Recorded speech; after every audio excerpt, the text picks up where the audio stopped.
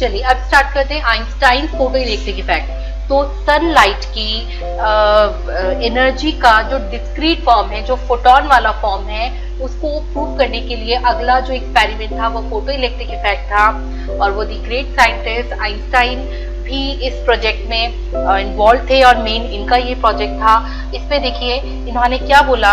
सबसे पहले इसका थ्योरी पार्ट हम देख लेते हैं। When radiations of certain minimum frequency strike the surface of a metal, the electrons ejected from the surface of the metal, this phenomenon is called as photoelectric effect and the electrons are known as फोटोइलेक्ट्रॉन्स।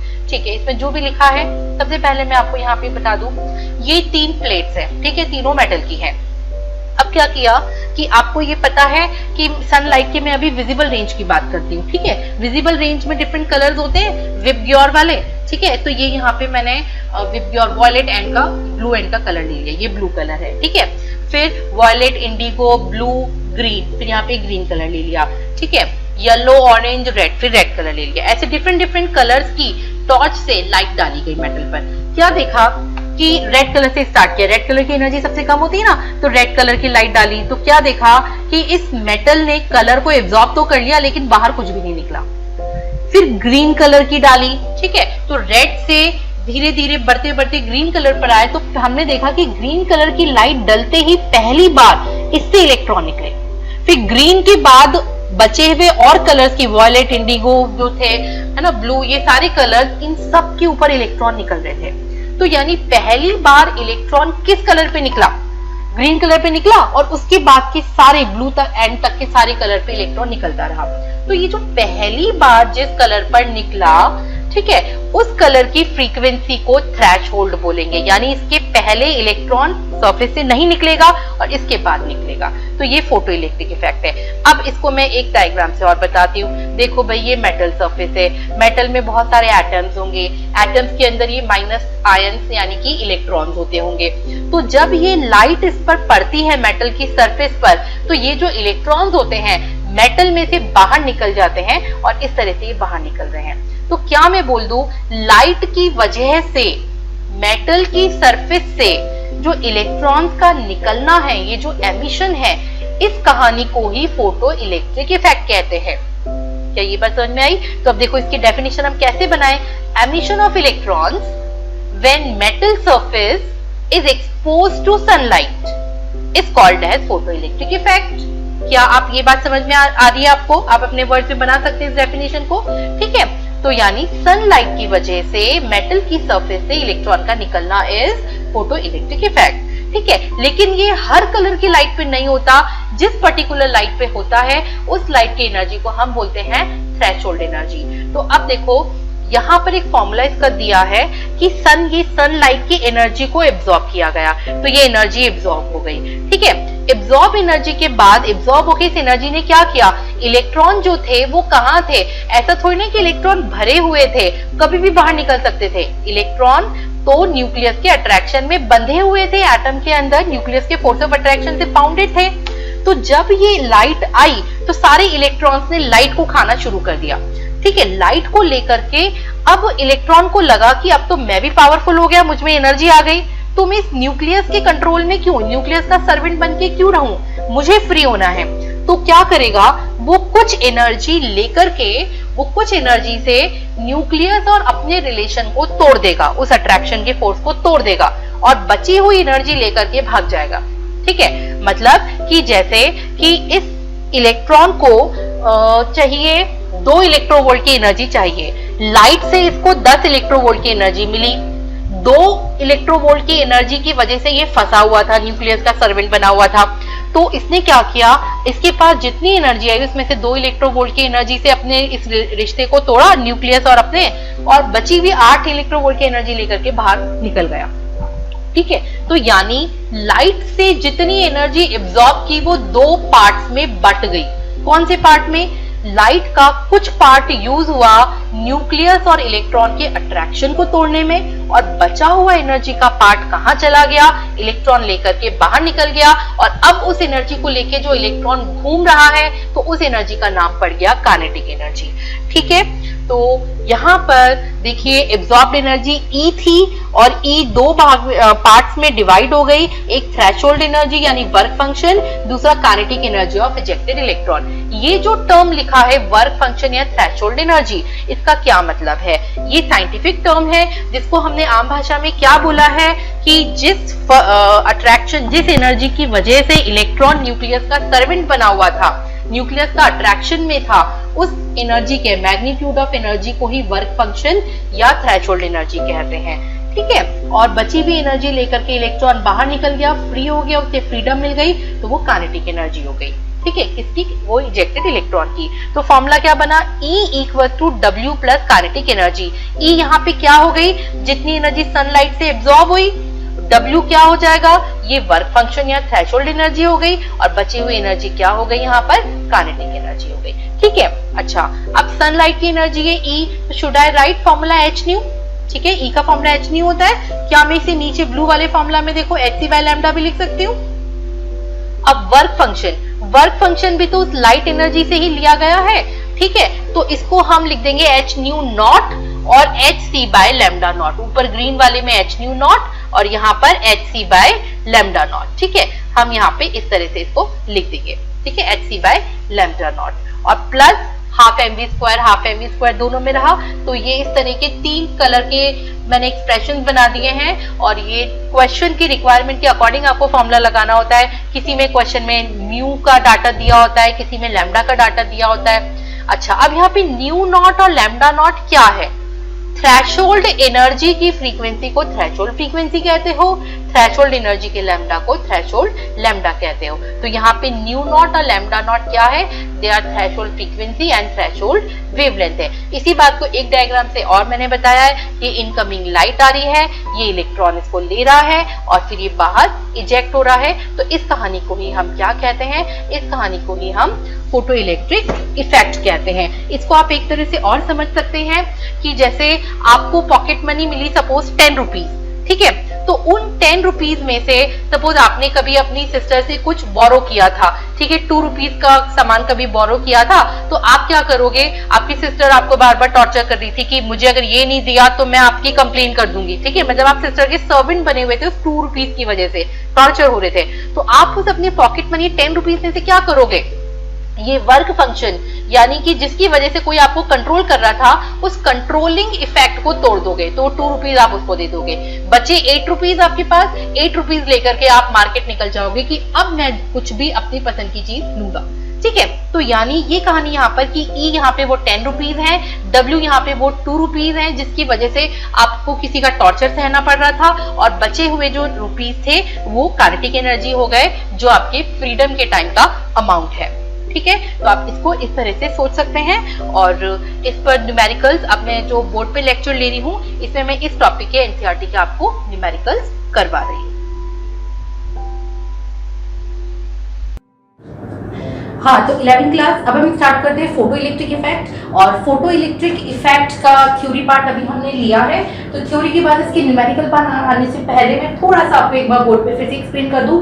Photo electric effect क्या होता था कि एक metal को जब आप sunlight के सामने रखोगे तो सनलाइट आके मेटल की सरफेस पर आएगी और मेटल की सरफेस से कुछ इजेक्ट होगा। क्या इजेक्ट होगा? इलेक्ट्रॉन। तो सनलाइट के स्ट्राइक करने की वजह से मेटल की सरफेस से इलेक्ट्रॉन्स का एमिट होना इज फोटो इलेक्ट्रिक इफेक्ट। इसको एक सिंबॉलिक एग्जांपल से आपको बताती हूँ कि आप अगर सनलाइट में जाते हैं, ठीक है, सनलाइट की जो हीट एनर्जी है उससे पसीना आता है, स्वेटिंग होती है, ठीक है, तो यानी जैसे ही आपकी स्किन लाइट के कांटेक्ट में आई तो स्किन से क्या मॉइस्चर बाहर निकला।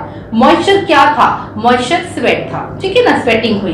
तो यहाँ पर आपकी स्किन की जगह अगर हम मेटल ले ले, स्वेटिंग की जगह इलेक्ट्रॉन ले ले वो स्वेट, और सनलाइट की वजह से मेटल की सरफेस से इलेक्ट्रॉन बाहर निकल रहा है, या सनलाइट की वजह से आपकी स्किन की सरफेस से स्वेट बाहर निकल रहा है, तो ये फोटो इलेक्ट्रिक इफेक्ट है। अब फोटो इलेक्ट्रिक इफेक्ट क्या है टेक्निकली? तो इलेक्ट्रॉन का बाहर निकल रहा है, स्वेटिंग का होना तो मैंने सिंबॉलिक एग्जाम्पल आपको दिया है। तो बच्चों ये एक मेटल है और ये मेटल की सरफेस पर मैंने ये सर्कल जो बनाए हैं, एटम्स बनाए हैं, इन एटम में सेंटर में ये प्लस चार्ज का न्यूक्लियस है और इनके बाहर के ऑर्बिट में इलेक्ट्रॉन्स रिवॉल्व कर रहे हैं, ठीक है। अब सनलाइट के सामने मेटल को रखा गया, तो सनलाइट की एनर्जी कैसे आती है? एनर्जी बॉल्स या पैकेट्स की फॉर्म में आती है, तो ये एनर्जी के पैकेट यानी फोटॉन्स मैंने बना दिए। ठीक है, तो अब एट अ टाइम एक इलेक्ट्रॉन एक फोटॉन को लेगा, ठीक है, ये फोटॉन को लेगा और ये फोटॉन एक तरह से इस इलेक्ट्रॉन की पॉकेट मनी की तरह होगा, लेकर के फिर इलेक्ट्रॉन सबसे पहले क्या करेगा, ये जो इस न्यूक्लियस का सर्वेंट बना हुआ था, किसकी वजह से? वर्क फंक्शन नाम के अट्रैक्शन की वजह से इस अट्रैक्शन को तोड़ेगा। तो इसको तोड़ने में कुछ एनर्जी, इस पैकेट की एनर्जी इसमें यूज हो जाएगी और बची हुई एनर्जी लेकर के ये इलेक्ट्रॉन फ्री हो जाएगा, भाग जाएगा, मेटल की सरफेस से रिलीज हो जाएगा या एमिट हो जाएगा। तो वो जो एनर्जी इसके अंदर बची होगी काइनेटिक एनर्जी। आप देखिए यहाँ पे लॉ ऑफ एनर्जी कंजर्वेशन लग रहा है, टोटल एनर्जी E यहाँ पे आई, ठीक है, और वो E दो पार्ट में बढ़ गई, एक तो वर्क फंक्शन में और दूसरा बची हुई एनर्जी काइनेटिक एनर्जी में। तो ये इसका फॉर्मूला बन गया E equal to work function या threshold energy equal to kinetic energy. अगर मैं इस एनर्जी को फ्रीक्वेंसी की टर्म में लिखूं जो कि फोटॉन की एनर्जी होती है, तो E इक्वल टू h नहीं होता है, या लैम्डा की टर्म में लिखूं तो hc बाय लैम्डा हो गया। ठीक है, तो ये सनलाइट की एनर्जी है। अब वर्क फंक्शन को इसी एनर्जी की टर्म में लिखना है, तो मैं न्यू को न्यू से अलग करने के लिए यहाँ न्यू नॉट लगा देती हूँ, लैम्डा को लैम्डा से अलग करने के लिए यहाँ पे लैम्डा नॉट कर देती हूँ। और काइनेटिक एनर्जी कितनी होती है? हाफ mv² होती है। और m क्या है? सरफेस से कौन इजेक्ट हुआ? इलेक्ट्रॉन इजेक्ट हुआ, तो इलेक्ट्रॉन का जो मास है वो m है। ये मास आपको खुद याद करना है, एनसीईआरटी अक्सर नहीं देती है, ऐसा ये एक्सपेक्ट किया जाता है कि आपको याद है। और ये कहां से याद करेंगे? हमने इस चैप्टर के पहले लेक्चर में मैंने जो आपको चार्ट दिया है उसके अंदर चार्ज और मास की जो वैल्यूज हैं, तो वो वाला मास की वैल्यू आपको मेमोराइज करनी है, किलोग्राम वाली। ठीक है, V फॉर वेलोसिटी, वेलोसिटी आपको क्वेश्चन में दी गई होगी। ठीक है, तो अच्छा, इसके बाद में इस टॉपिक पर ये वाले एनसीईआरटी के क्वेश्चंस हैं। एनसीईआरटी बैक एक्सरसाइज में क्वेश्चन नंबर 2.9, 2.12, 2.51, 52, 53, 54 है, और जो इंटेक्स की प्रॉब्लम है वो 2.8 एंड 2.9 है। मैं यहाँ पे मेनली बैक एक्सरसाइज लूंगी, इंटेक्स की क्वेश्चन उसके बाद में आप खुद से ट्राई कर सकते हैं, जैसा हमने प्रीवियस टॉपिक में भी किया है। फोटो इलेक्ट्रिक इफेक्ट का पहला एनसीईआरटी बैक एक्सरसाइज क्वेश्चन है, क्वेश्चन नंबर 2.9। क्वेश्चन में देखिए क्या दिया है, a photon of wavelength 4 × 10⁻⁷ metre strike on metal surface. तो एक फोटोन है यानी सनलाइट है, वो मेटल सरफेस पर स्ट्राइक कर रही है, उसका लैम्डा इतना है 4 × 10⁻⁷ मीटर्स। ठीक है, the work function of the metal, work function यानी W कितना दिया है? 2.13 इलेक्ट्रॉन वोल्ट्स आपको दे दिया। Calculate the energy of photon, जो स्ट्राइकिंग फोटोन है उसकी एनर्जी फाइंड आउट करनी है EV यानी इलेक्ट्रोवोल्ट में। सेकेंड पार्ट है काइनेटिक एनर्जी निकालनी है, जो इलेक्ट्रॉन एमिट हुआ है उसकी, और वेलोसिटी, जो इलेक्ट्रॉन एमिट हुआ उसे फोटो इलेक्ट्रॉन कहते हैं, उसी की वेलोसिटी भी निकालनी है, यानी जिस इलेक्ट्रॉन की काइनेटिक एनर्जी निकालनी है ना, उसी की वेलोसिटी भी फाइंड करनी है।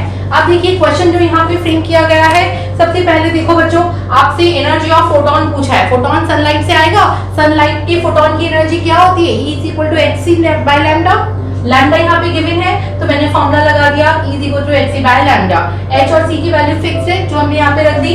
लैम्डा मीटर्स में गिवन है ऑलरेडी, नो यूनिट कन्वर्जन, मैंने मीटर्स में यहाँ पे रख दिया, और एनर्जी की वैल्यू आ गई। ये एनर्जी की वैल्यू किस यूनिट में आती है? जूल में आती है। ठीक है, लेकिन आपको यहाँ पे क्वेश्चन में दिया है इलेक्ट्रोवोल्ट में फाइंड करना है, तो इलेक्ट्रोवोल्ट का यूनिट कन्वर्जन मैंने आपको यहाँ पे लिख के दे दिया है। यूनिट कन्वर्जन होता है 1 इलेक्ट्रोवोल्ट इक्वल टू 1.6 × 10⁻⁻19 जूल। ये इलेक्ट्रोवोल्ट का जूल में यूनिट कन्वर्जन होता है। तो क्योंकि ये जूल में गिवन है, मुझे इसे इलेक्ट्रोवोल्ट में कन्वर्ट करना है, तो क्या किया जाए? जूल की वैल्यू को इस कन्वर्जन फैक्टर से डिवाइड कर दें, तो इलेक्ट्रोवोल्ट में एनर्जी आ जाएगी। तो इस तरह से फोटोन की एनर्जी हमने इलेक्ट्रोवोल्ट में निकाली, क्वेश्चन का फर्स्ट पार्ट। अब क्वेश्चन के सेकंड पार्ट पर आइए, kinetic energy of emitted electron, जो इलेक्ट्रॉन बाहर निकला सरफेस से, उस इलेक्ट्रॉन की काइनेटिक एनर्जी। तो फॉर्मूला क्या होता है बच्चों? E equal to work function plus kinetic energy. Question में वर्क फंक्शन यानी ये वाला टर्म गिवन है, E अभी आपने ऊपर से फाइंड कर लिया है, काइनेटिक एनर्जी आपको निकालनी है, और दोनों ही वैल्यू आपको इलेक्ट्रोवोल्ट में है, तो काइनेटिक एनर्जी इलेक्ट्रोवोल्ट में निकल जाएगी। Kinetic energy equal to E minus work function. ठीक है, और ये वाली वैल्यू आपने E की निकाली है 3.10 इलेक्ट्रोवोल्ट, ऊपर वर्क फंक्शन भी इलेक्ट्रोवोल्ट में गिवन है, प्लेस कर दीजिए, और यहाँ पर इलेक्ट्रोवोल्ट में काइनेटिक एनर्जी आपको मिल गई। ठीक है, इसकी ये वैल्यू मैं एक बार यहाँ पे लिख देती हूँ, 3.10 इलेक्ट्रोवोल्ट माइनस 2.13 इलेक्ट्रोवोल्ट, यानी कितना आ जाएगा 0.97 इलेक्ट्रोवोल्ट। आपको यहाँ पे इसकी वैल्यू मिल गई है। ठीक है, ये विजिबल है, ये यहाँ तक हो गया। अब इसके बाद क्वेश्चन के थर्ड पार्ट पर आते हैं। तो वेलोसिटी ऑफ फोटो इलेक्ट्रॉन वही है जो सरफेस से बाहर निकला है, तो उसकी वेलोसिटी हमें चाहिए। तो वेलोसिटी का formula half m v square से मिल जाएगा। तो मैंने रखा kinetic energy equal to half m v का स्क्वायर। यहाँ पे मुझे v का एक्सप्रेशन चाहिए, तो v का एक्सप्रेशन क्या बन जाएगा, क्रॉस मल्टीप्लाई कर लो 2 into kinetic energy upon m का अंडर द रूट। ठीक है, रूट में 2 इंटू काइनेटिक एनर्जी कितनी आई, यहाँ से आ गई 0.97 इलेक्ट्रोवोल्ट आ गई। ठीक है, तो मैंने यहाँ पे रख दी 0.97 इलेक्ट्रोवोल्ट रख दिया। और m क्या है, m यहाँ पे मैंने me मेंशन कर लिया, यानी कि उन इलेक्ट्रॉन्स का जो इजेक्ट हुए हैं उनका मास है। ठीक है, अच्छा अब अपने काइनेटिक एनर्जी को यहाँ पे mkh सिस्टम लगाते हैं। ठीक है, तो mkh सिस्टम में इलेक्ट्रोवोल्ट जो है उसे आप जूल में कन्वर्ट करेंगे। तो जूल में कन्वर्ट करने के लिए क्या करेंगे, इस कन्वर्जन फैक्टर से मल्टीप्लाई कर देंगे 1.6 × 10⁻⁻90 से, तो एनर्जी आ गई जूल में। ठीक है, मास ऑफ इलेक्ट्रॉन किलोग्राम्स में आप रखेंगे। कितना होता था वो मेरे फर्स्ट लेक्चर में आप उससे याद करेंगे, कितना था 9.1 × 10⁻31 kg इलेक्ट्रॉन का मास हुआ करता था। ठीक है, तो मास ऑफ इलेक्ट्रॉन रख दिया। यहाँ से वेलोसिटी आ जाएगी, और वेलोसिटी किस यूनिट में आएगी एमके सिस्टम में, मीटर्स पर सेकेंड्स की यूनिट में आएगी। चलिए अब स्टार्ट करते हैं क्वेश्चन नंबर 52।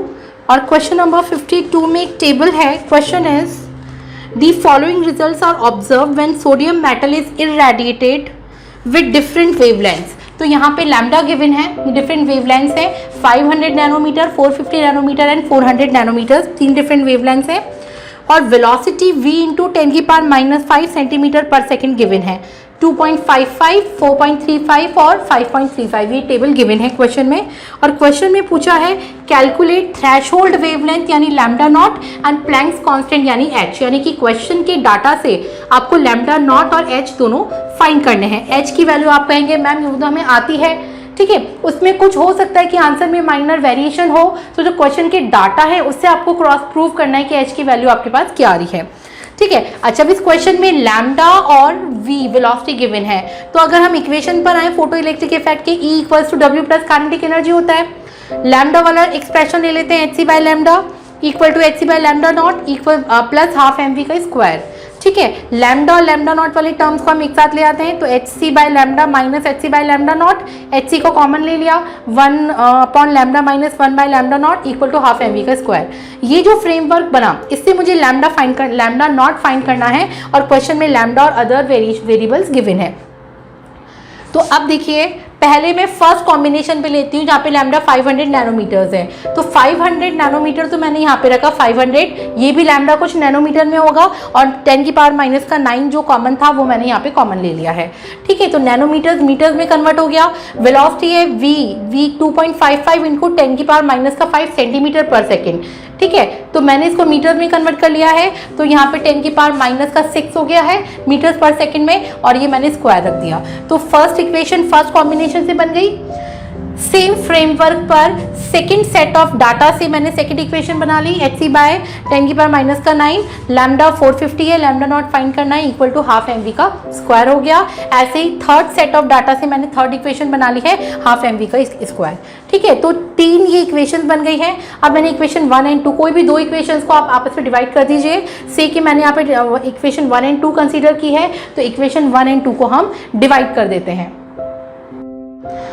तो हमने इक्वेशन 1 एंड इक्वेशन 2 को डिवाइड कर दिया। डिवाइड करने पर ये hc/10⁻⁹ कैंसिल आउट, m से m half m cancel out. ठीक है, तो ये वेलोसिटी का रेशो और यहाँ पे लैम्डा का रेशो यहाँ पे बचा, इसको हमने इस फॉर्म में लिख लिया, और यहाँ से लैम्डा नॉट कैलकुलेट कर लिया। तो लैम्डा नॉट जो क्वेश्चन का फर्स्ट पार्ट था वो थ्रेशोल्ड वेवलेंथ वो आपने यहाँ पे फाइंड कर लिया है। अब इस वैल्यू को जो इक्वेशन 3 है उसमें पुट कर दीजिए, तो वहाँ से आप h यहाँ पे कैलकुलेट कर लेंगे। तो इक्वेशन 3 hc अपॉन 10 की पावर -9 lambda minus lambda naught half m v square के एक्सप्रेशन पे रखोगे तो लैम्डा 400, लैम्डा नॉट क्या रख देंगे 531, हाफ एम वी स्क्वायर मैंने यहाँ पे अलग से लिख दिया है, हाफ m की वैल्यू क्या रखेंगे मास ऑफ इलेक्ट्रॉन 9.1 इंटू 10 की पावर माइनस का 31 और वेलोसिटी 5.35 इंटू 10 की पावर माइनस का 6 का स्क्वायर रख दिया। ठीक है, मीटर पर सेकंड में रखा है तो 10 की पावर माइनस का 6 का स्क्वायर, इसको सॉल्व कर लेंगे तो यहाँ पर h की वैल्यू आ जाएगी 6.66 10 की पावर माइनस 34 जूल्स इंटू सेकेंड्स, ये इसका आंसर हो गया। ठीक है, तो इस तरह से आप इसको सॉल्व कर लेंगे। क्वेश्चन नंबर 53 पर आते हैं। Question number 53 is the ejection of photo electron from the silver metal in photo electric effect experiment can be stopped by applying the voltage of 0.35 volts when the radiation of 256 nanometer is used। तो lambda यानी 256 nanometre used given है। आपको इसका work function calculate करना है। Calculate the work function of silver metal यानी कि W आपको कैलकुलेट करना है और इधर स्टॉपिंग वोल्टेज गिवन है। इस बात का क्या मतलब है, देखो ये एक मेटल का टुकड़ा है, ठीक है, यहाँ से सनलाइट के फोटोन आ रहे हैं, इस लैम्डा के 256 नैनोमीटर के फोटॉन्स आ रहे हैं, इलेक्ट्रॉन पर स्ट्राइक कर रहे हैं और इलेक्ट्रॉन उस एनर्जी को लेकर के फिर वर्क फंक्शन की एनर्जी को कट करके बाहर निकल रहा है। ठीक है, तो इलेक्ट्रॉन यहाँ पर देखो, यहाँ पे 0.35 वोल्ट है, इसका मतलब ये है कि इलेक्ट्रॉन की काइनेटिक एनर्जी जो है वो 0.35 इलेक्ट्रोवोल्ट है। अब इस फ्री इलेक्ट्रॉन में जितनी एनर्जी होती है उतनी एनर्जी से वो मूव करता है। तो अगर हम उसकी मूवमेंट को रोक दें, ठीक है, अगर इलेक्ट्रॉन यहाँ जा रहा है और हम उसको रोकना चाहते हैं वो आगे ना बढ़े, तो हमें उस पर उतनी अपोजिंग एनर्जी लगानी पड़ेगी जितनी एनर्जी से वो बाहर जा रहा है ताकि वो रुक जाए। ठीक है, तो कितनी एनर्जी लगानी पड़ती है, 0.35 का वोल्टेज लगाना पड़ता है, यानी जितना वोल्टेज हम अप्लाई करते हैं उसी मैग्नीट्यूड की इलेक्ट्रोवोल्ट की काइनेटिक एनर्जी होती है। तो स्टॉपिंग वोल्टेज का मतलब उस चलते हुए इलेक्ट्रॉन को रोकना है, स्टॉप करना है, तो उसके अगेंस्ट जो वोल्टेज इस पे अप्लाई कर रहे हैं वो क्वेश्चन में 0.35 का वोल्टेज है। इसका मतलब सेम मैग्नीट्यूड का इलेक्ट्रोवोल्ट की भाषा में या इलेक्ट्रोवोल्ट के यूनिट में काइनेटिक एनर्जी है। तो इसका सीधा सीधा मतलब ये निकलता है कि इसकी काइनेटिक एनर्जी कितना है, 0.35 इलेक्ट्रोवोल्ट्स है। अब आपने फॉर्मूला रखा E equals to W plus kinetic energy, तो W वर्क फंक्शन फाइंड करना है, E minus kinetic energy. E का डाटा लैम्डा की टर्म में गिवन है, यहाँ पे लैम्डा गिवन है, देखिए, तो मैंने E का एक्सप्रेशन लैम्डा की टर्म में लिखा है, hc by lambda minus kinetic energy आ गई। hc बाय लैम्डा यहाँ से किस यूनिट में निकलता है, जूल की यूनिट में निकलता है, लेकिन काइनेटिक एनर्जी हमारे पास इलेक्ट्रोवोल्ट में है, तो मैं जूल को इलेक्ट्रोवोल्ट में कन्वर्ट करूंगी। ठीक है, तो ये जो जूल का डाटा था इसको मैंने इसे डिवाइड कर दिया तो इलेक्ट्रोवोल्ट में कन्वर्ट हो गया, माइनस 0.35 इलेक्ट्रोवोल्ट हो गया। ठीक है, आप इसको सॉल्व करेंगे तो आपके पास ये आ जाएगा और इतना इलेक्ट्रोवोल्ट गिवन है, तो अल्टीमेटली 4.48 इलेक्ट्रोवोल्ट का जो वर्क फंक्शन है वो यहाँ पर ऑब्जर्व हो रहा है। Yes, now question number 54। Question number 54 में क्या दिया है, if the photon of wavelength, photon की वेवलेंथ इतनी है 150 picometre strike on the metal या on the atom and one of its inner bound electron is ejected out with the velocity. Electron जो eject हो रहा है उसकी वेलोसिटी इतनी है, तो आपको फाइंड करना है energy with which it is bound to the nucleus. तो जिस भी एनर्जी से इलेक्ट्रॉन न्यूक्लियस से बाउंड होता है उस एनर्जी को हम क्या कहते हैं, वर्क फंक्शन कहते हैं। तो क्या हम बोल दें कि यहाँ पे वर्क फंक्शन फाइंड करना है, इसका ओरिजिनल फॉर्मूला देखते हैं, E equals to W plus kinetic energy, यहाँ पे W वर्क फंक्शन है, ये हमें फाइंड करना है। एक्सप्रेशन मैंने बना दिया, W equals to E minus का काइनेटिक एनर्जी। E क्या होता है, जो सन से एनर्जी आती है फोटोन उसकी एनर्जी होती है। लैम्डा का डाटा दिया है तो मैं hc बाय लैम्डा रख दूंगी E की वैल्यू।